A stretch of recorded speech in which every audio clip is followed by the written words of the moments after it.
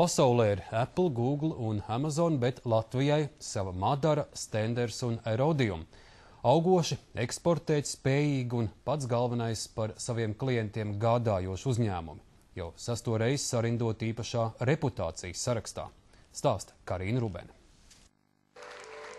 Lai gan virsotnē lasāmie uzņēmumu nosaukumi pirmajā brīdī lielus pārsteigumus nerada, pētot pozīcijas var redzēt, ka kopumā šī gada tops ir kāpumiem un kritumiem bagātāks nekā citi. Ja mēs skatāmies, kas ir mainījies tā pa lielam nozara griezumā, tad viena acīm redzamā lieta ir tāda, ka kopumā bankas ir diezgan būtiski zaudējušas savas pozīcijas. Saistībā ar krīzi mēs redzam, ka tur jau nav bijis daudz labas pozitīvas informācijas saistībā ar bankām. Mēs redzam, ka tur vairāk ir sāpes un aizvainojumi un brīžiem pat niknums par to, ka tā teikt uzņēmumiem nedod kredītus.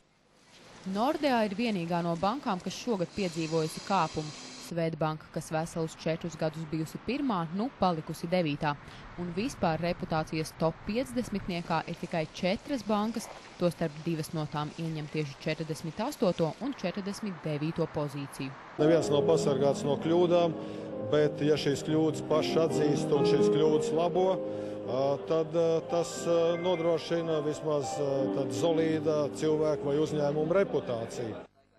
Iespējams, tieši nevēlēšanās atzīt, ka kļūdījušies Tele2 padarījusi par šī gada zemākajiem kritējiem.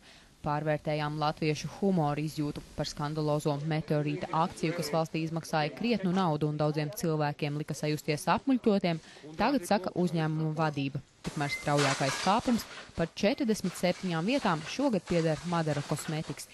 Izrāviens par nebijuši uzskatāms arī 6 gadu ilgajā topa vēsturē kopumā. Mūsuprāt, vissvarīgākais nosacījums ir tas, ka mēs ticam paši tā lietai, ko mēs darām.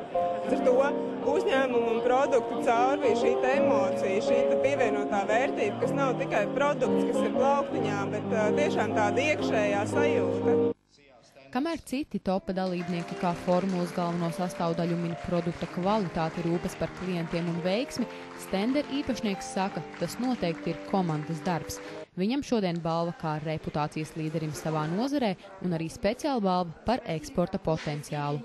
Kolumbija, tas ir pēdējais, 2 nedēļu atpakaļ atvērās veikals. Nākamajā plāna ir Saudarābija.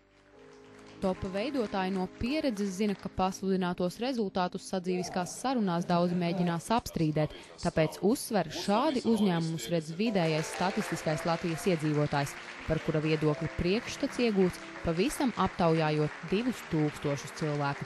Karina Rubene, Latvijas televīzija.